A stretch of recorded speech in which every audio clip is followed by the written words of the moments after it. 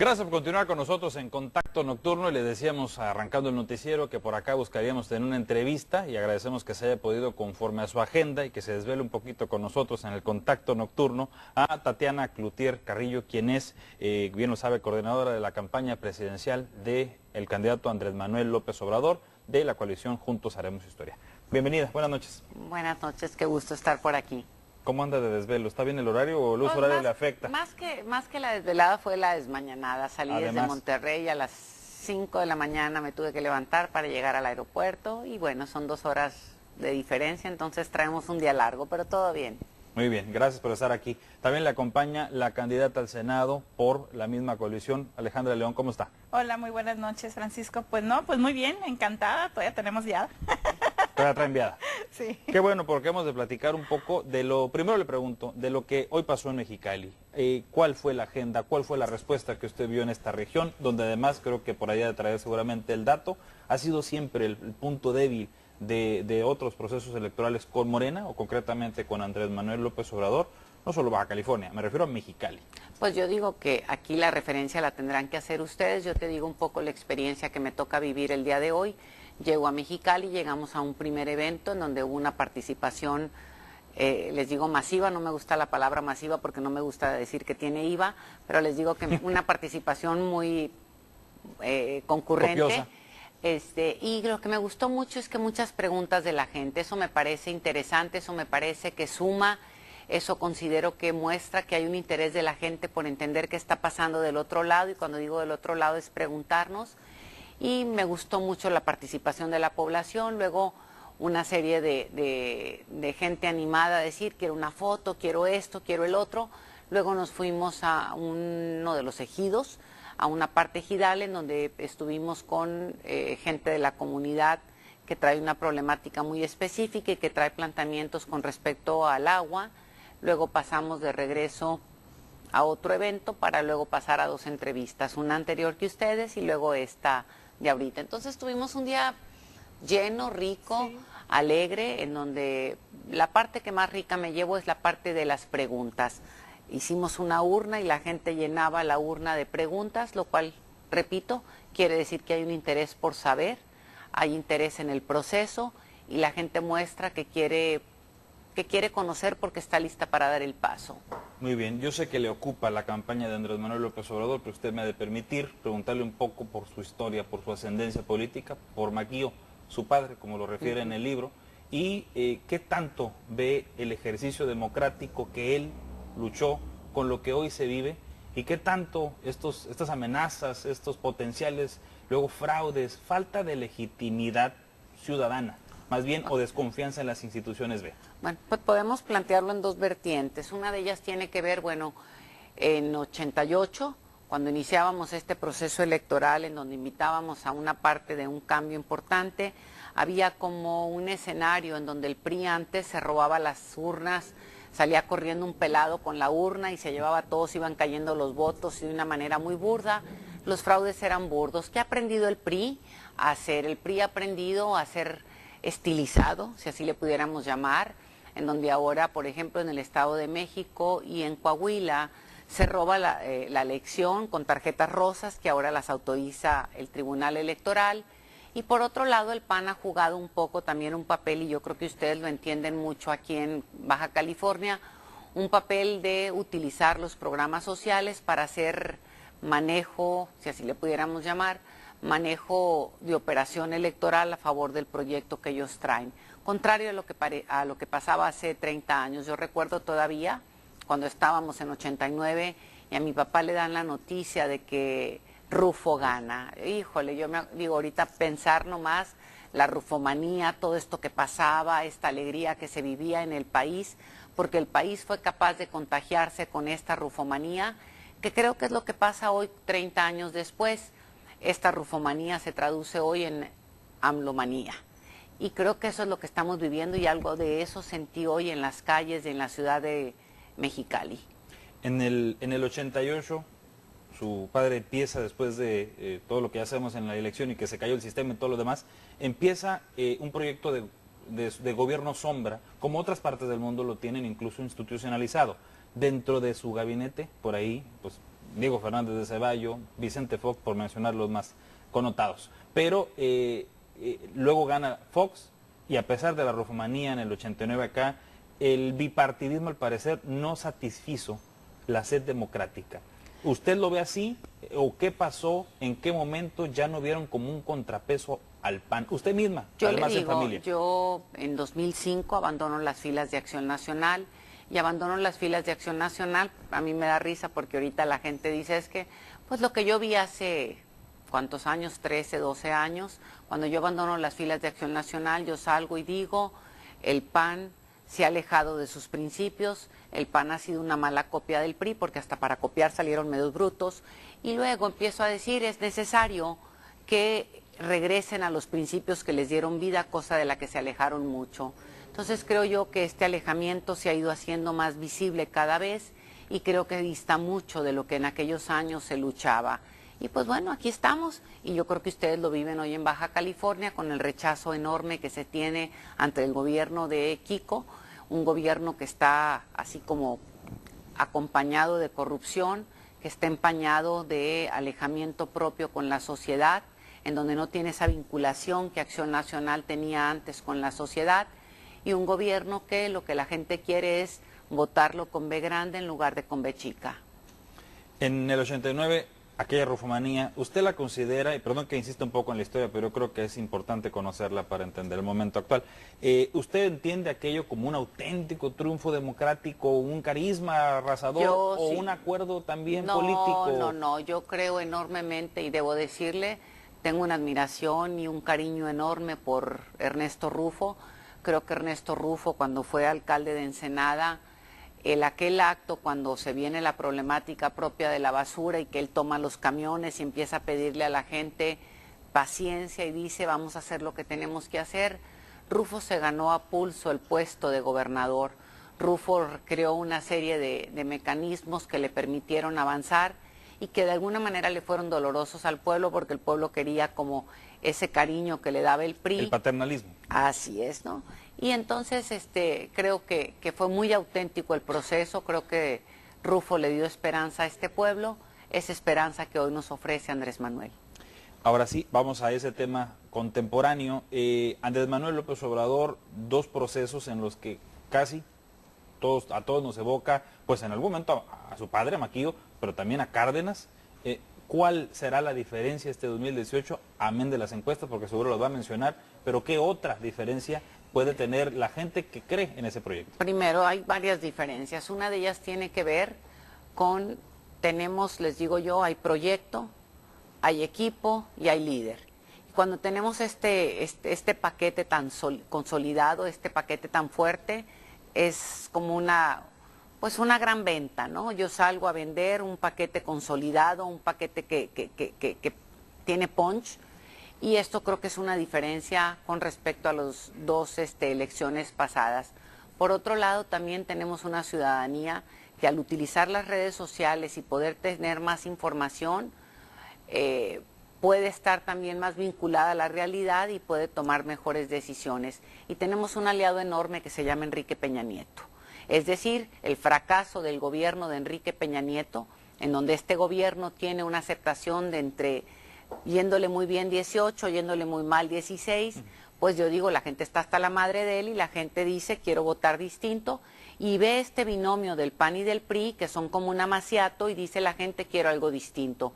Entonces esos tres factores nos suman a dar un apoyo enorme al candidato que realmente representa el cambio, que es Andrés Manuel. Sin embargo, a diferencia de los otros dos, en este proceso, en el 2018, Andrés Manuel se nota un poco o mucho más conciliador. Obvio, muchos analistas políticos hablan de la experiencia de no haberlo sido antes, pero además se ve hasta más cercano, incluso más dispuesto a dialogar, y hablo de dialogar con el propio PRI, que el propio candidato del PAN, es decir, ahora Ricardo Anaya. Híjole, ¿Esto cómo lo lee usted? No, me parece que estamos viendo dos películas totalmente diferentes. Yo veía ahorita, antes de entrar al programa, veía un anuncio de Ricardo Anaya, ¿no? Entonces digo, si usted me dice eso, estaríamos pensando, vamos a ver quiénes están junto a quién.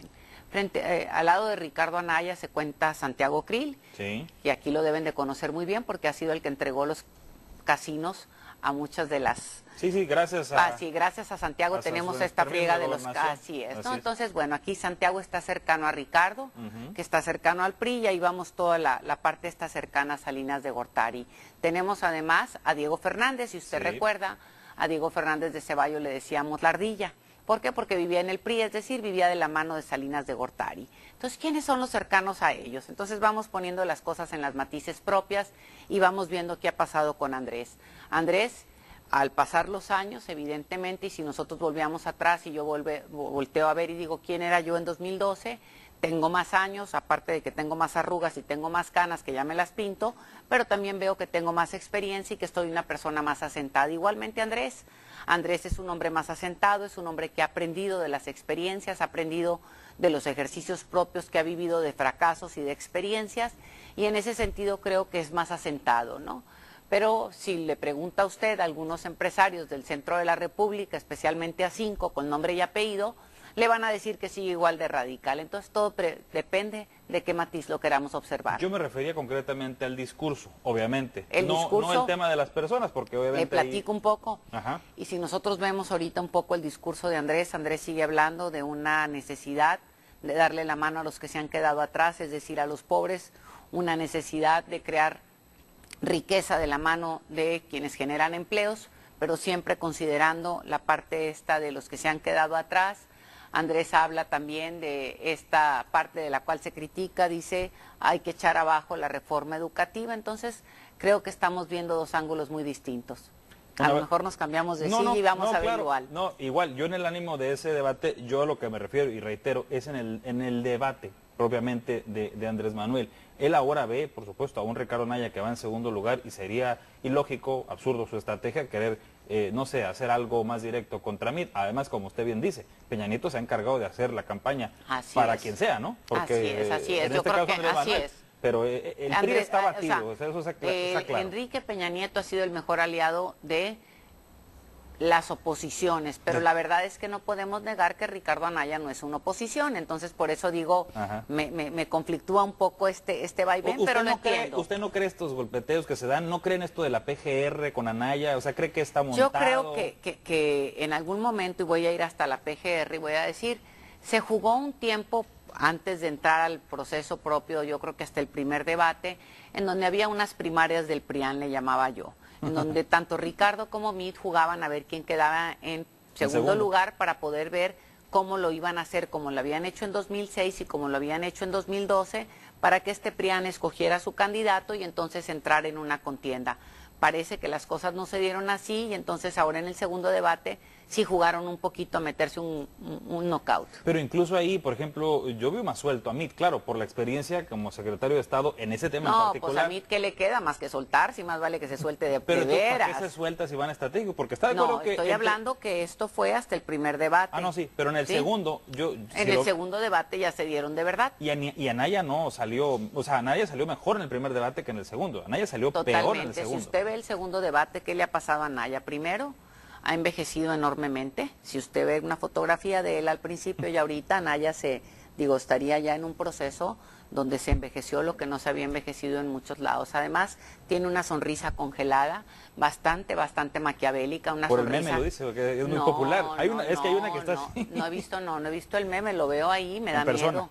Bueno, no lo conozco en persona, lo he visto en la televisión y lo que veo ahí es un personaje que tiene una sonrisa congelada, que es capaz de manipular, que es capaz de mentir, que es capaz de poder llevar una, no sé, lo pellizca uno y parece que no siente, y es un personaje que por su manera de expresarse físicamente muestra temor, y cuando digo temor no es posible que si yo le hago a usted ahorita un pellizconcito por lo menos brinca, le aseguro que si lo pellizco no se mueve, está congelado.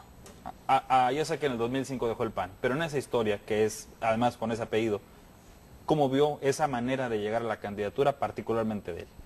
Yo le digo, yo dejé de interesarme por lo que pasaba en el PAN hace mucho tiempo, sin embargo le digo, lo que yo oigo fuera es decir, es el traidor de las traiciones, ¿no?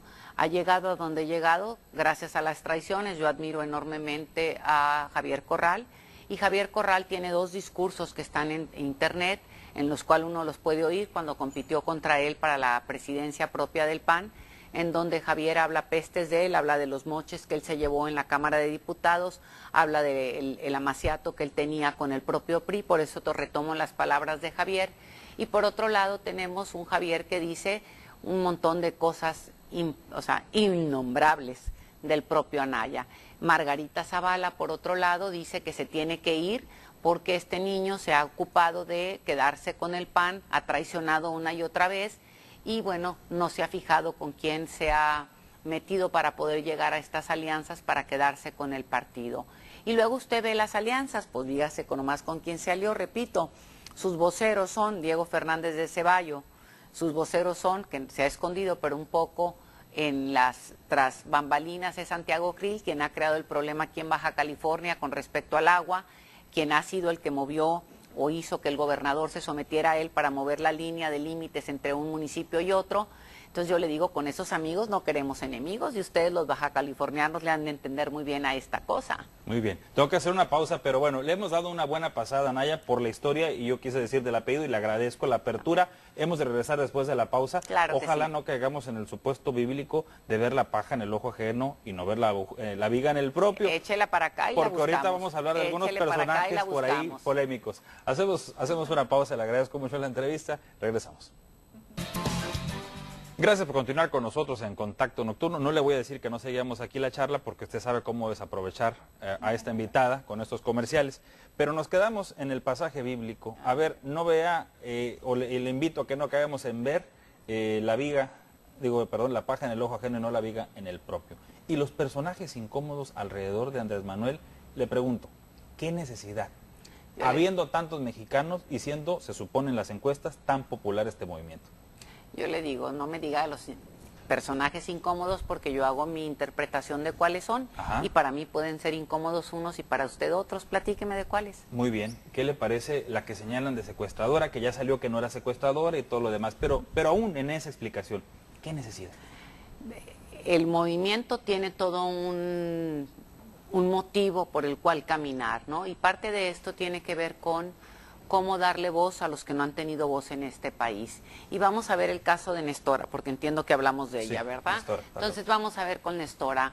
Nestora ha sido un personaje que es víctima de las circunstancias propias que el PAN y el PRI no han hecho su trabajo en el país. Vamos a ver, los gobiernos del PAN y del PRI no han sido capaces, los gobiernos federales, de hacer que usted y yo cuando salgamos a la calle nos sintamos seguros. Pero no solamente tiene que ver con sentir, sino tiene que ver con que no han dado seguridad y certeza a los ciudadanos de este país y que crean un tema de inseguridad enorme. Por eso tenemos al día de hoy, gracias a los gobiernos de Felipe Calderón del PAN y de Enrique Peña Nieto del PRI, 205,000 muertos en este país. Es decir, tenemos un país que está hecho un panteón y como no nos han dado seguridad, las comunidades, algunas de ellas comunidades muy olvidadas como esta donde vive Nestora, en el estado de Guerrero, han creado por ley lo que se llaman policías comunitarias, de las cuales Nestora formó parte.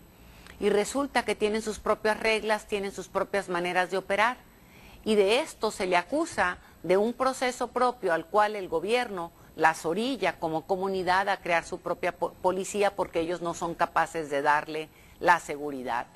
No obstante, no podemos dejar por otro lado de ver que el actual presidente del PRI es o fue gobernador del estado de Guerrero, un estado en el que no fue capaz de crear la seguridad de la que estamos hablando y por eso se crea la policía comunitaria.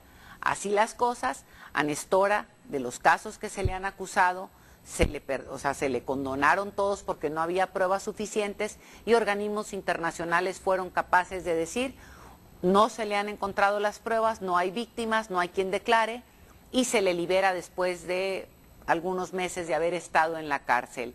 ¿Cuándo se le libera? 2 años, ahorita hace 2 años que hay 3 casos que se le quisieron, ¿cómo se dice el proceso? Jurídicamente se dice como que los casos no se dice reabrir, se han querido... Tiene un término jurídico. Abogada, no sé, auxilio. Híjole, hay un término jurídico y entonces los casos estos no se dieron o no se han atendido sino hasta ahorita que ella es nombrada, que vendría como candidata al Senado por parte de la coalición Juntos Haremos Historia. Entonces es curioso que los organismos internacionales hayan dicho no hay pruebas para y le hayan tenido que soltar.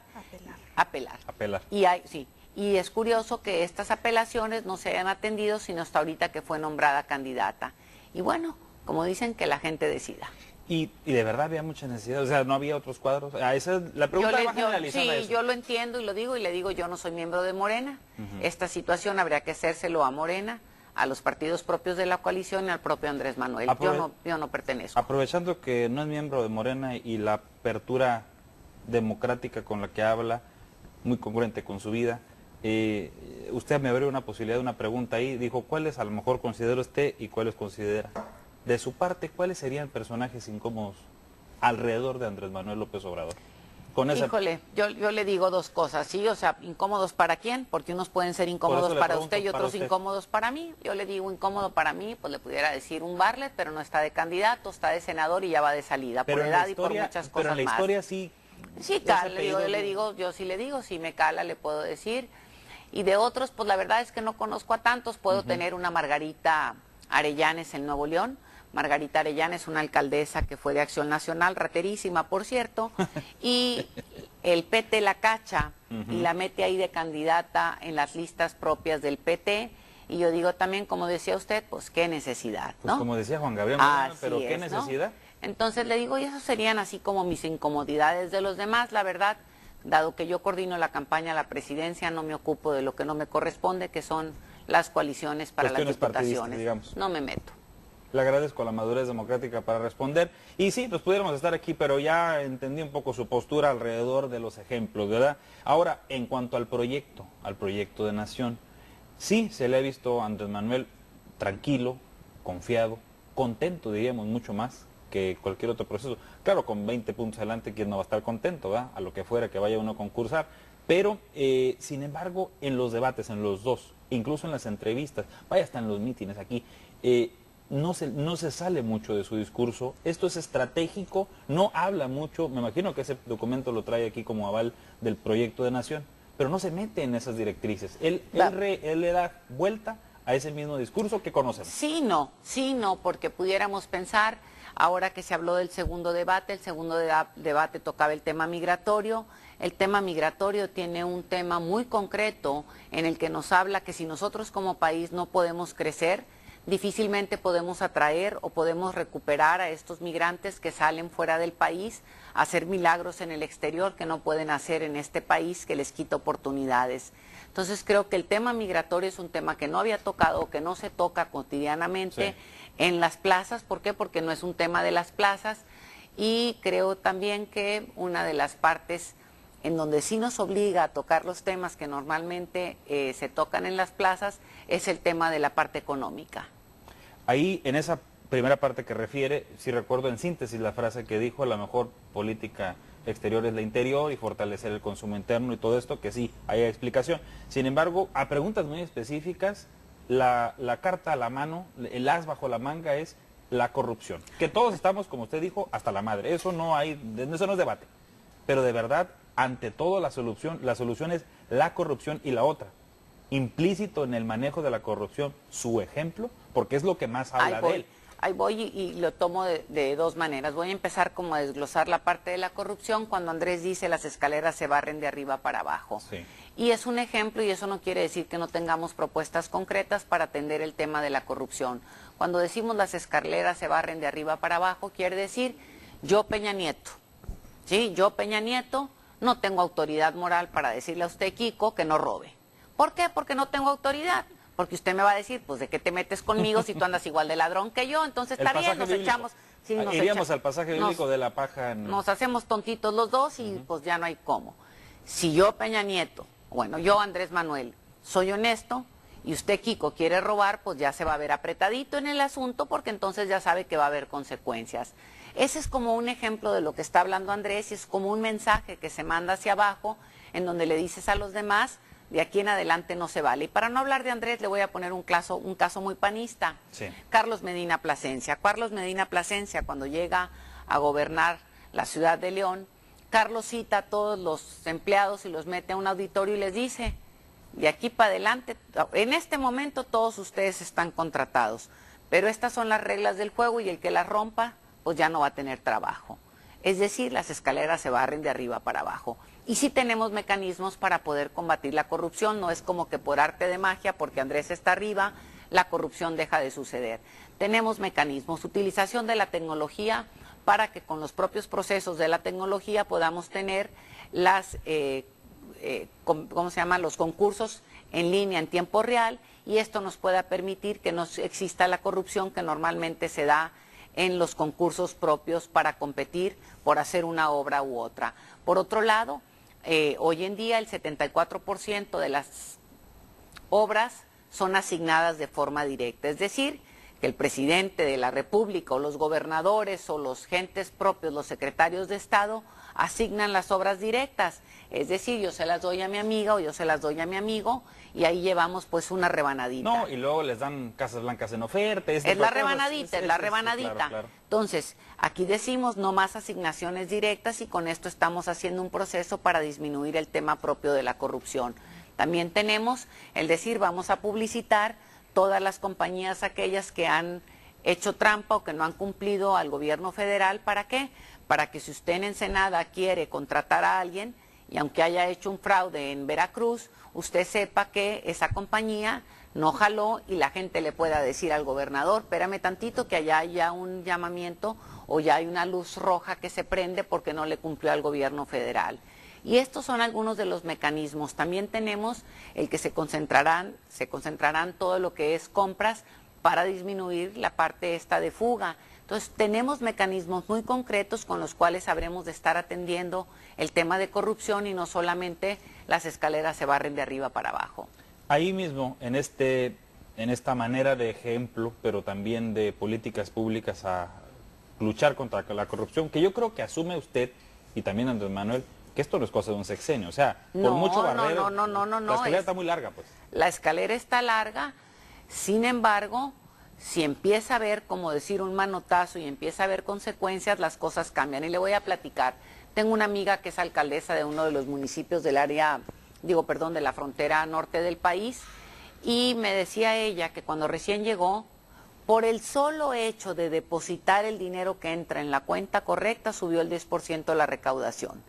Dice que a la semana, 10 días de haber llegado al gobierno, la manda a llamar la persona encargada de la tesorería y la mete a un cuarto y que ve ella una mesa llena de dinero y dice, ay caray, ¿ahora qué vamos a hacer aquí? Y más estando en la frontera, se asusta uno, ¿verdad? Sí. Y le dice, ¿y esta lana qué onda? Y le dice, no, dijo, ¿dónde la vamos a depositar? Pues, ¿cómo que dónde la vamos a depositar? ¿De dónde viene?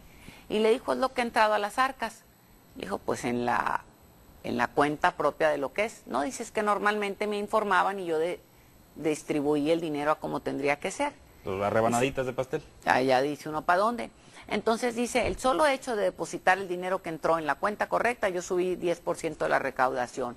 Y ahí es cuando decimos que sí se barren las escaleras de arriba para abajo. Sin embargo, y volviendo un poco a los aliados o las formas, González Urrutia, Napito, Napoleón, un poco... ¿De veras quiere que le cuente de Napoleón? Sí, un poquito. ¿De veras, poquito le cuento o qué onda? Un poquito la historia, sobre todo, de la que queremos, yo creo que todos los mexicanos alejarnos, que es la historia de 70 años de un régimen que ya no da para más. O sea, esa parte ya decíamos, no es defendible, no veo cómo.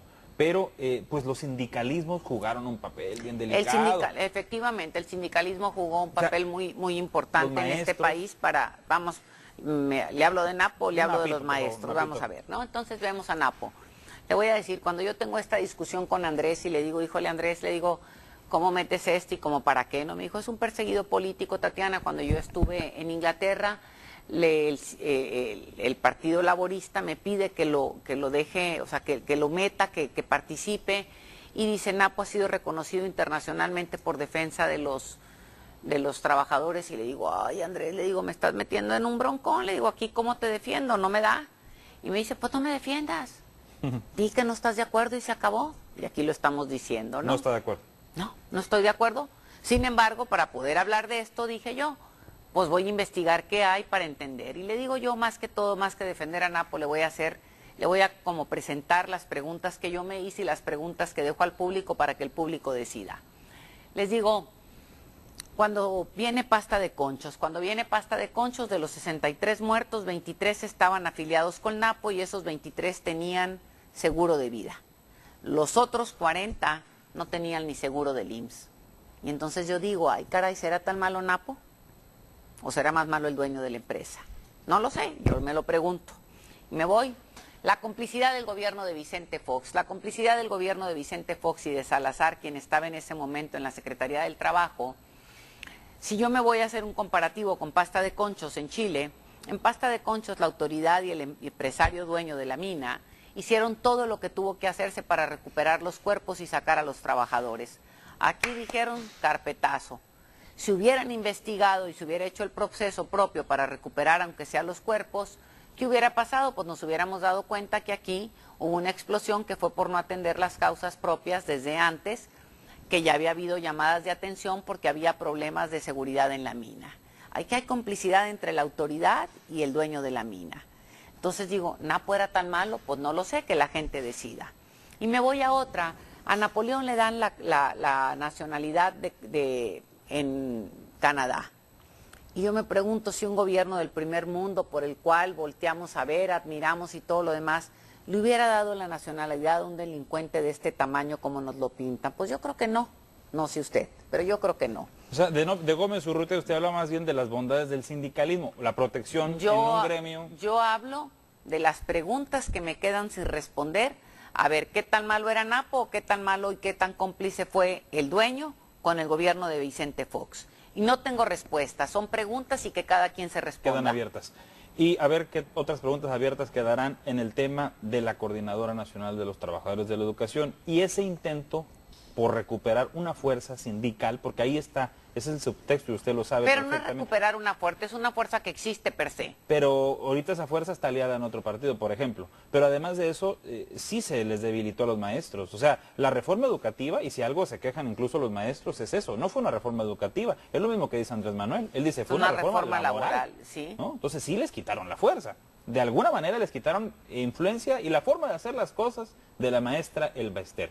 Darle para atrás a eso que creo que hay consenso también en que no es la calidad educativa lo primordial en la tal reforma. Yo le digo, yo estoy metida en el mundo de la educación desde hace muchísimos años. Es más, yo era directora de una escuela privada preparatoria y le digo, la reforma educativa tiene como 2 o 3 vertientes, ¿no? La vertiente académica, que yo les digo es atole con el dedo y algunos nos han dicho que desde Fox habían sacado la clase de civismo, habían sacado un montón de clases, entonces no era tan maravillosa como nos la pintaban.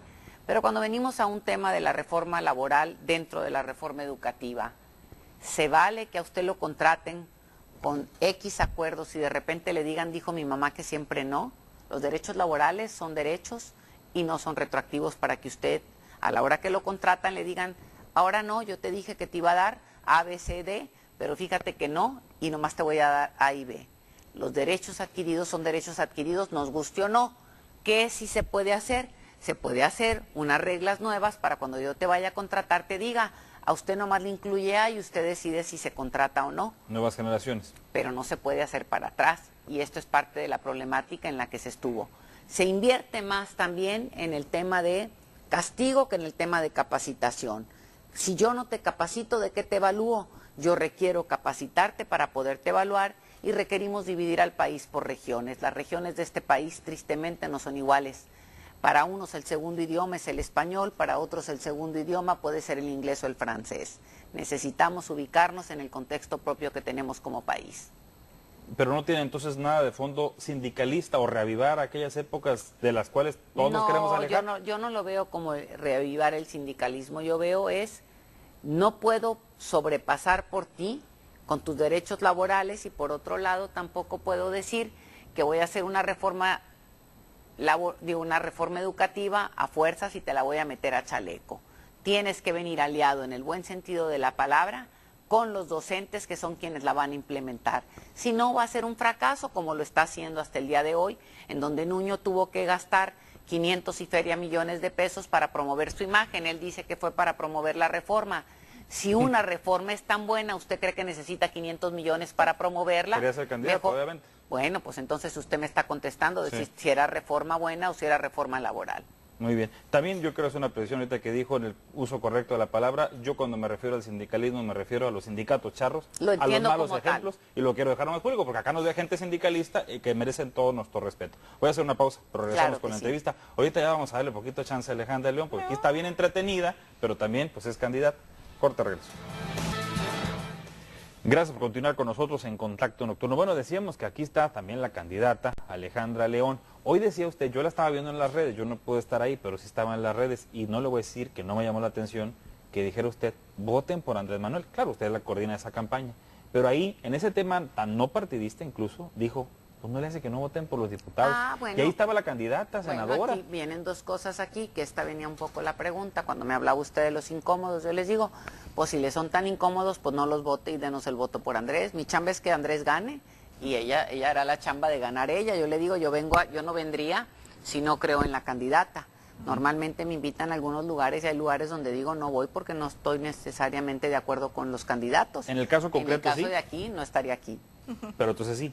Yo le digo, no estaría aquí ya, si no. está respondido el asunto. Ahora, aquí hubo un movimiento y usted creo que ya lo conoce, lo ha escuchado, Alejandra León seguramente le habrá informado. A ella ya le hice estas preguntas, pero un poco quiero retomarlas con usted, que tanto conoce este tema. Se vino a instalar una empresa cervecera y esto se revolvió en el timing político con el tema del gasolinazo. Le decían comerciales, salen decenas de miles a marchar y muchos pensábamos, yo creo que hasta el gobierno y todo, que era contra Peña Nieto concretamente y el gasolinazo, y de pronto el gasolinazo quedó fuera y luego quedó lo de la ley y luego se dirigió al tema la cervecera concretamente y luego con el tema de gobierno estatal. ¿Usted conoce esa historia y tiene una postura en ese tema tan polémico? Sí la conozco, y la postura que normalmente uno tiene, primero que nada uno respeta las decisiones que cada una de las comunidades toma, sin embargo también lo entiendo porque he sido activista en el estado de Nuevo León.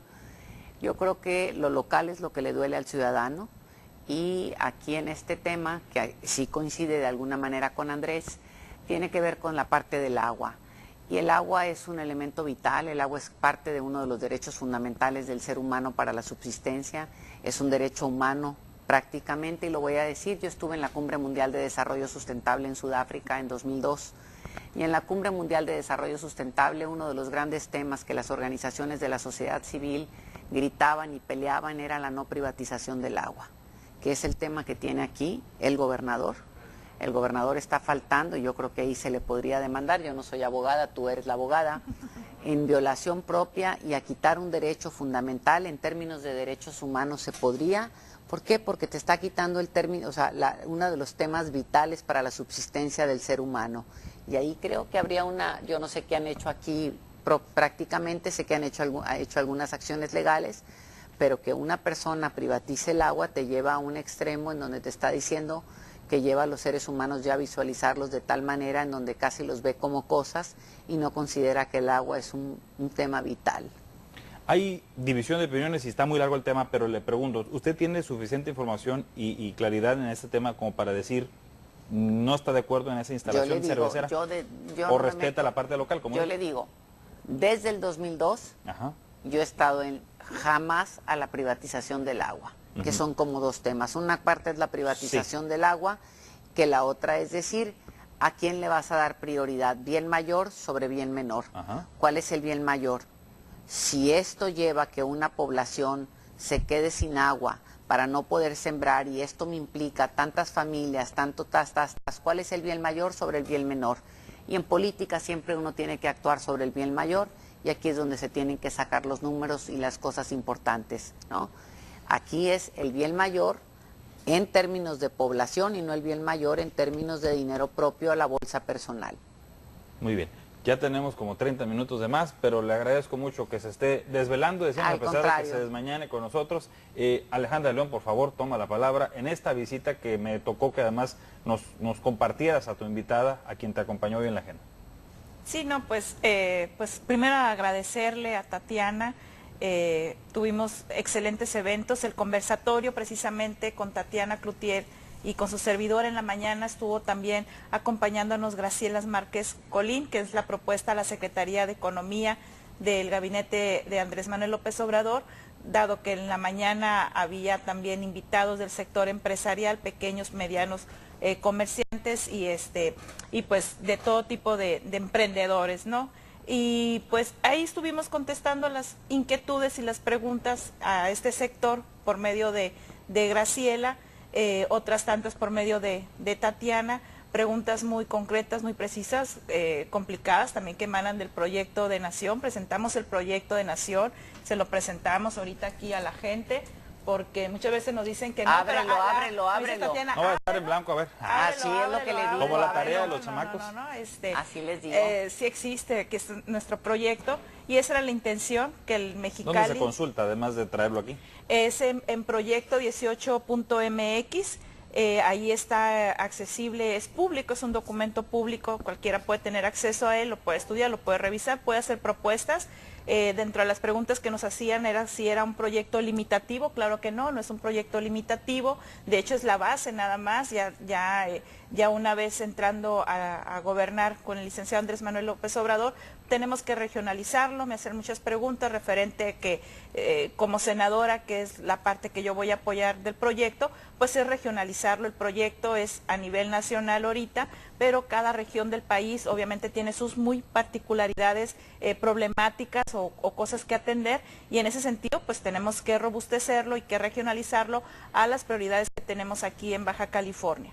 Muy bien, agenda local, lo que decía. Nos ven en Sonora, en Arizona, en California y en Baja California. Hay mexicanos en estos 4 estados de 2 países.